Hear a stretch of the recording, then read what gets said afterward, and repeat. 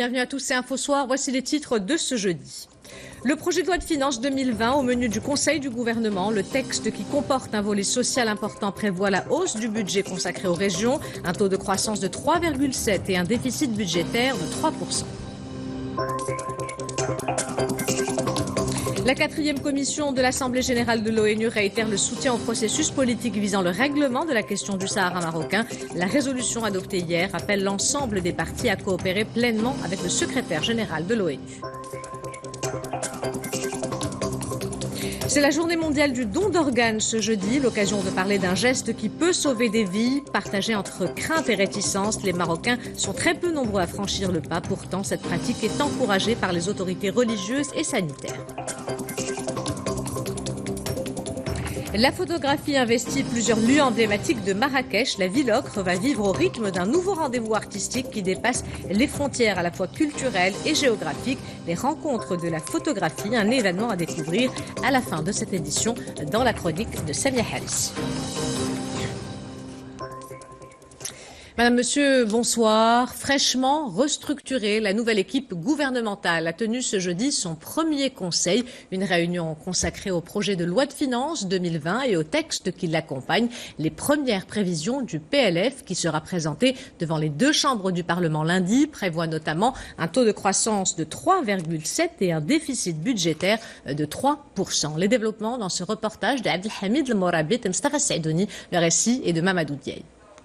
Le projet de loi de finances 2020 inscrit en toile de fond lors de ce conseil de gouvernement. Le projet vise à terme un taux de croissance de 3,7% contre 2,9% en 2019, avec un volet essentiel relatif au renforcement de la politique sociale.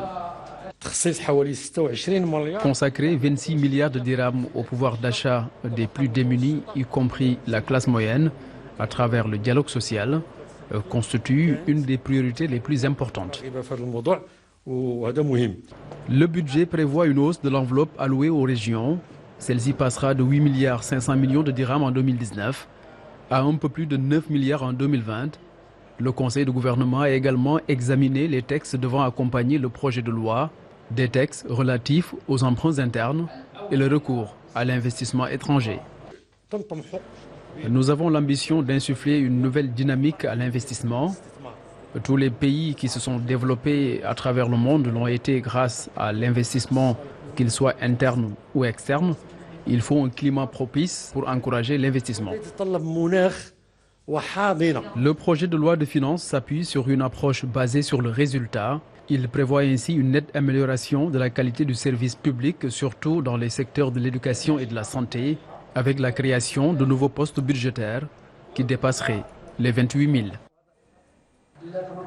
La 4e commission de l'Assemblée générale de l'ONU réitère le soutien au processus politique visant le règlement de la question du Sahara marocain. La résolution adoptée hier appelle l'ensemble des parties à coopérer pleinement avec le secrétaire général de l'ONU pour trouver une issue politique à ce différend régional. Le point avec Mehdi Soufiane. La 4e commission réaffirme son soutien au processus politique mené sous les auspices des Nations Unies pour le règlement de la question du Sahara marocain.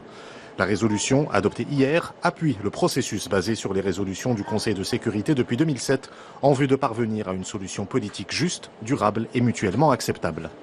Le texte fait également référence aux résolutions du Conseil de sécurité qui ont consacré depuis 2007 la prééminence de l'initiative d'autonomie présentée par le Maroc, saluée par l'organe exécutif de l'ONU et l'ensemble de la communauté internationale comme étant une initiative sérieuse et crédible pour le règlement définitif de ce différend régional.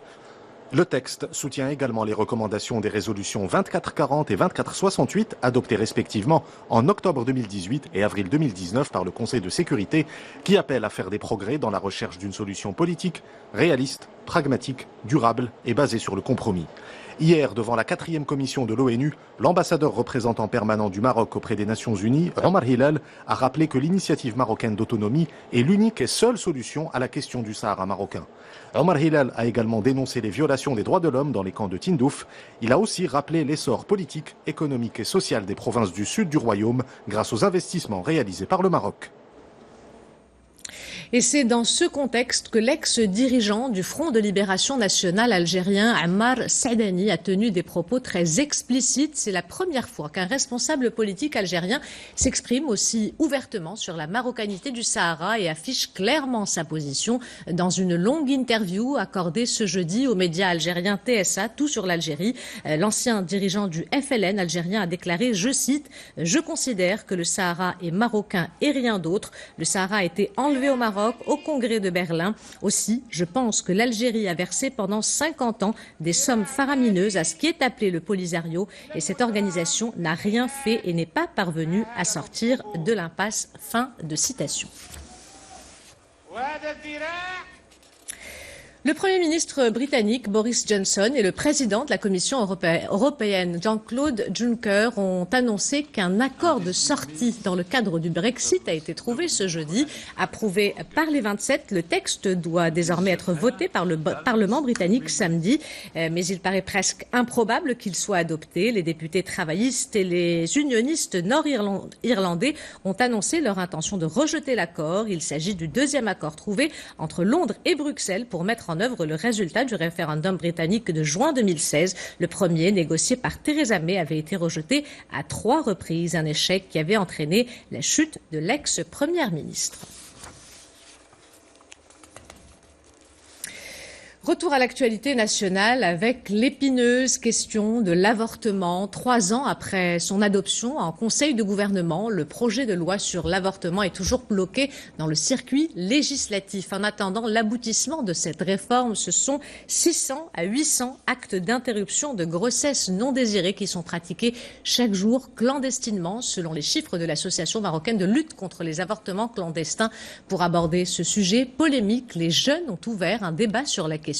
Une conférence organisée par le bureau des étudiants de l'université Mohamed VI des sciences de la santé. Reportage Salim Abenabou et Aziz Majid.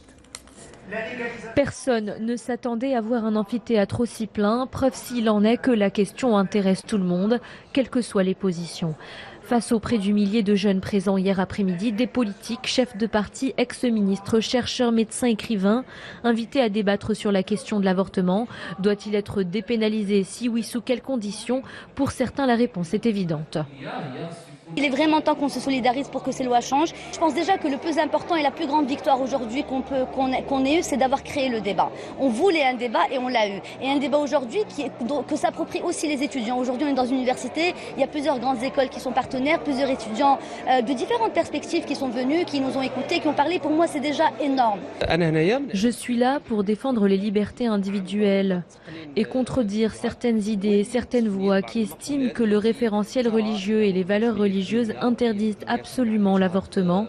Je dis même qu'au sein du référentiel religieux, il existe de nombreux moyens pour débattre de ce sujet, le réglementer et ainsi s'adapter aux évolutions que connaît la société marocaine.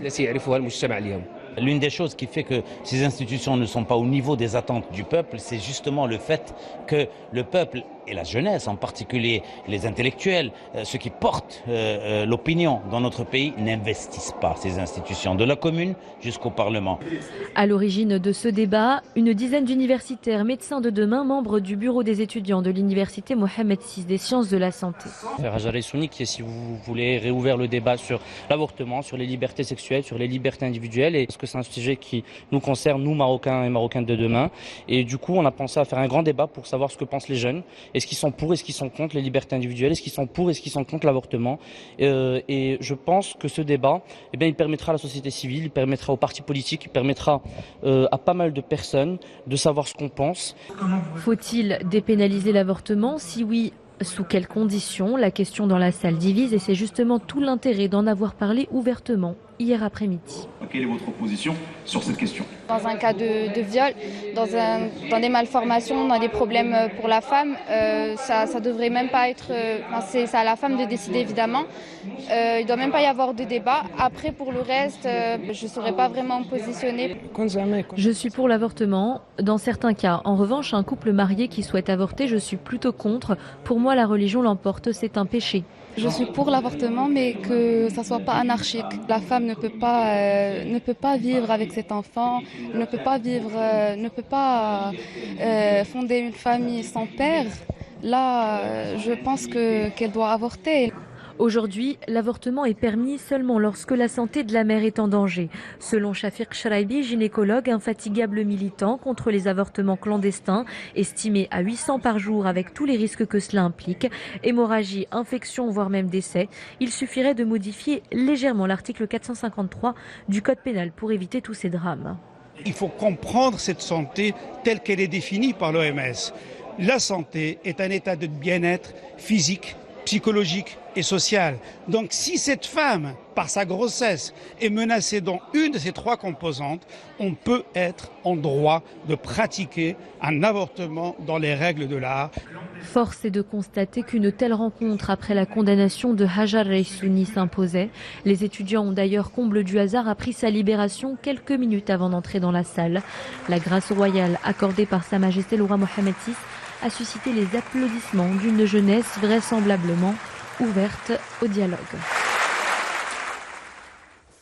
Depuis 2005, le 17 octobre est la journée mondiale du don d'organes et de la greffe instaurée par l'Organisation mondiale de la santé. L'occasion de parler d'un geste qui peut sauver des vies, mais partagé entre crainte et réticence. Les Marocains sont très peu nombreux à franchir le pas. Pourtant, cette pratique légale depuis 20 ans maintenant est encouragée tant par les autorités religieuses que sanitaires. Reportage Abdel Fattah Moumen sur un récit de Oussama Bqali.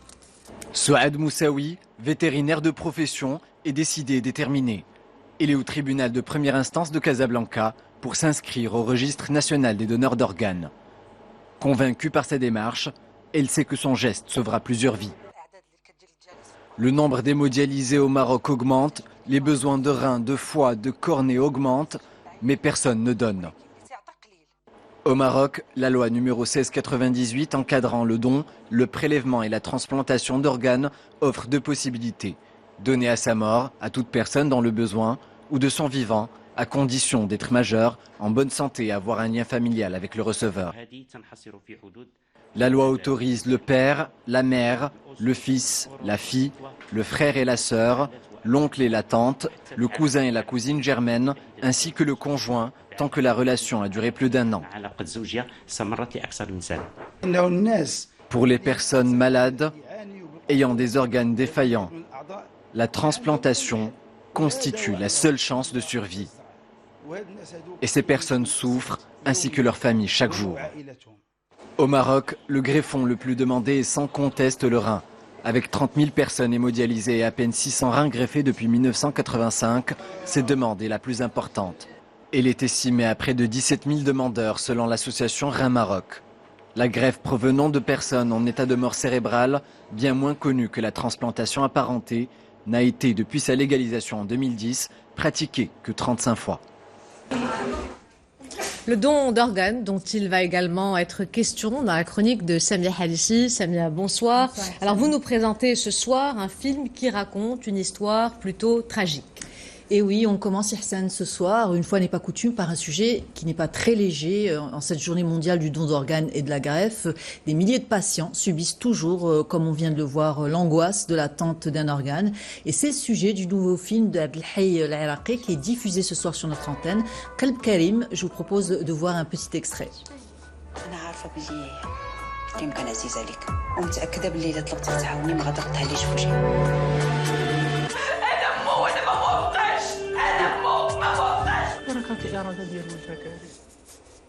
Et avec nous sur ce plateau, Abdelhai Al-Iraqi, réalisateur de Qalb Karim. Abdelhai Al-Iraqi, bonsoir. Alors, Qalb Karim, c'est l'histoire de Karim, un étudiant en médecine qui décède tragiquement dans un accident et qui, son vivant, avait laissé un testament pour donner ses organes. Qu'est-ce qui a motivé le choix de ce thème ? Écoutez, je crois que dans votre reportage, c'était très clair. Je veux dire, depuis 20 ans que la loi existe sur les dons d'organes et qu'elle est encouragée par les autorités et par les associations, il se trouve qu'il n'y a pas plus de 1000 personnes qui sont inscrites pour donner leurs organes. À partir de ce constat que j'ai trouvé alarmant et désolant, j'ai construit toute une fiction autour de ça. Mais mon film est un film plein d'espoir. C'est un film qui donne et qui donne le désir aux gens d'aller s'inscrire pour donner leurs organes. Parce que ce qu'il faut savoir, c'est sans don d'organes, il n'y a pas de greffe et les gens peuvent mourir. Et ce qui est magnifique dans le film, et je pense que c'est ça qui a été le point de départ, j'ai construit autour de cette mère aimante qui perd un être cher, son fils, ce que je souhaiterais à personne de vivre ce qu'elle a pu vivre, et suivre son cheminement jusqu'à l'acceptation du don d'organes. Et justement, vous avez mis en scène cette famille en deuil qui perd son fils et qui a du mal à accepter de voir qu'on touche à son corps. Selon vous, qu'est-ce qui suscite ce genre de réaction ? Je pense d'abord que c'est humain. C'est vraiment humain. Je me suis renseigné autour. C'est très difficile, de premier abord, de demander à quelqu'un de prendre des organes à son être, surtout qu'elle venait de vivre une situation très difficile. Elle venait de vivre la mort de son fils, parce que le film est construit en 3 grandes étapes. La première étape, qui est très très courte, qui dure 7 minutes, où on voit cette famille heureuse, dans des meilleures conditions, cette mère aimante, qui est une mère d'une grande sensibilité, qui donne de l'amour, qui travaille, qui est boulangère, on la voit travailler la farine, donc elle est très humaine, et tout le monde pourrait s'identifier.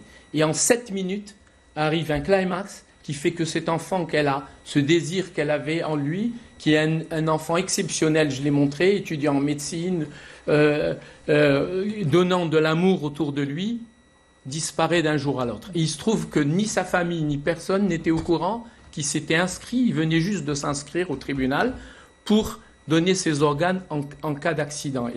Et donc ça, c'est ce que la loi autorise aussi, c'est que si la famille, même si vous êtes donneur et vous êtes inscrit, si la famille refuse, eh ben, il n'y a pas de don.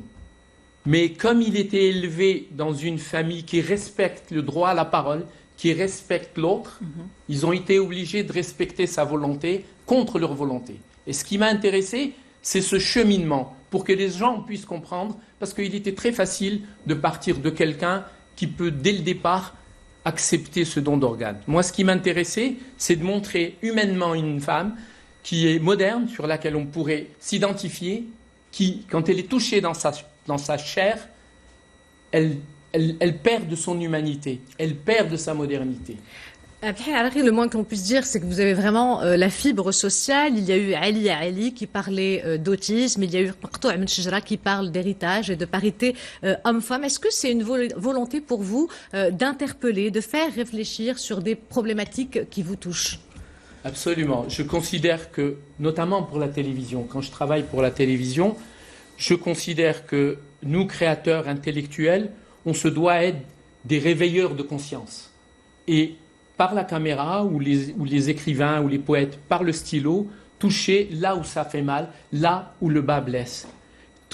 Et je considère que c'est une obligation, pour moi personnellement, je considère. Mais ce qui est très important, c'est qu'en même temps que le fait de mettre le doigt et la caméra la pointer sur toutes ces injustices, il faut arriver à amener le spectateur à prendre du plaisir à regarder votre projet. Et c'est là où tout le travail se fait très difficile avec les comédiens, avec la mise en scène, pour que les gens puissent adhérer à votre projet. C'est pour ça, par exemple, que dans une série comme Maqtou' Min Shajara, j'ai été heureux le jour où j'ai appris au bout du 10e épisode qu'on avait dépassé les Turcs. C'est la première fois qu'une série marocaine fait 7,5 millions de spectateurs au bout du 10e. Et donc là, c'est tout un travail de mise en scène, de construction, de psychologie des personnages qui fait que d'amener les spectateurs à adhérer. Parce que moi, j'ai un principe, je considère que le spectateur est quelqu'un d'intelligent. Donc il faut lui donner un travail intelligent. Abdelhai El-Iraqi, merci beaucoup d'avoir répondu à notre invitation et je rappelle que Qalb Karim est diffusé ce soir aux alentours de 21h40 sur notre antenne. Samia, on poursuit cette chronique avec cette fois-ci un nouveau rendez-vous culturel. Ça se passe à Marrakech et ça s'appelle les rencontres de la photographie. Alors ces rencontres, Ihsan, ce sont des échanges autour de la photographie qui ont pour théâtre le magnifique site du Palais Bié ainsi que 3 autres espaces. Il y a également des expositions en plein air. Les artistes participants qui sont à peu près 60 viennent de 25 pays avec différentes sensibilités culturelles. Autant de lucarnes ouvertes sur le monde. Le pays invité, le Japon, carte blanche. dimanche a été donné à l'artiste d'origine japonaise Miki Nitadori, qui a sélectionné et présenté 6 photographes japonais de renommée internationale. Et hier soir, les temps forts de l'événement, c'était une exposition inédite de photographies du Sahara marocain de Michel Nachef. Bref, si vous aimez la photographie, n'hésitez pas, allez-y, Yassine. Il y a même une soirée projection au Palais Bdia le 19 octobre. Un avant-goût dans ce reportage d'Isa Chokri et Mohamed Chihima. On regarde. C'est à travers ses œuvres que Michel Nachef tente de transmettre au public sa passion pour son pays d'adoption, le Maroc. Séduit par le sud du royaume, l'artiste libanais dévoile quelques-uns de ses clichés pris à Tantan dans les années 70. Et pour le commissaire de cette exposition, le choix des photographies n'est pas anodin. Il a fallu faire en gros une cinquantaine de photographies sur les 2 expos, un choix extrêmement difficile. Et moi, j'ai choisi au niveau des formats, parce que pour moi, ce qui est important en photographie, c'est aussi le choix du rythme et des formats dans une exposition. Une exposition organisée à l'occasion des rencontres de la photographie qui ont réuni des artistes de 25 pays différents, dont le Japon, invité de marque de cette édition. Nous sommes contents d'inviter le pays, justement le Japon, comme invité d'honneur. On va vivre justement des moments assez intenses en termes justement d'échanges artistiques et intenses en termes aussi de création. Ces projets, c'est pour avoir le plus les liens entre 2 pays, de compréhension pour aider l'amitié, voilà, travers de culture. Créées en 2016, ces rencontres sont avant tout une plateforme d'échange autour de la photographie, à partir des diverses réalités culturelles d'artistes nationaux et internationaux. Et pour finir, Samia, place à vos propositions de sortie et votre agenda. Et on commence avec du cinéma, on revient vers le cinéma, le festival du cinéma arabe qui s'ouvre demain à Casablanca et qui se poursuit jusqu'au 25 octobre. Agadir en fête le 19 octobre avec son désormais traditionnel concert de la tolérance, de la douceur avec le concert des suites, chocolat et musique baroque le 23 octobre au studio des Arts Vivants à Casablanca. Et ne ratez surtout pas le concert spatial de la compagnie des musiques télescopiques actuellement en tournée dans les instituts français du Maroc depuis le 11 octobre à Tanger et qui se poursuit le 19 à Marrakech et jusqu'au 25 octobre à Rabat. Et enfin, l'artiste belgo-égyptien Tamino se produit le 25 octobre à Casablanca. Yassine. Merci Samia, à vous et à votre invité Abdelhay Al-Iraqi. Samia, on se retrouve la semaine prochaine pour une nouvelle chronique culturelle.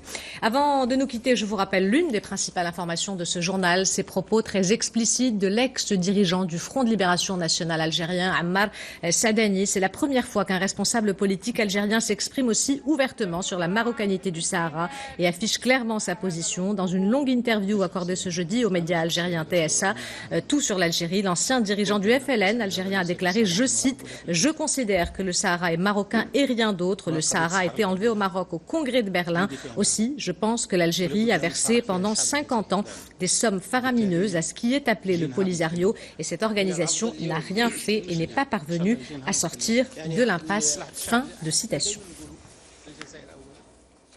C'est la fin de cette édition. L'information se poursuit sur notre site 2m.ma et sur l'application My2M. Le prochain journal El Messaïa vous sera présenté par Hicham Gharfaoui demain à cette même place. Mehdi Soufiane. Quant à moi, j'aurai le plaisir de vous retrouver lundi. En attendant, portez-vous bien et excellente soirée à tous.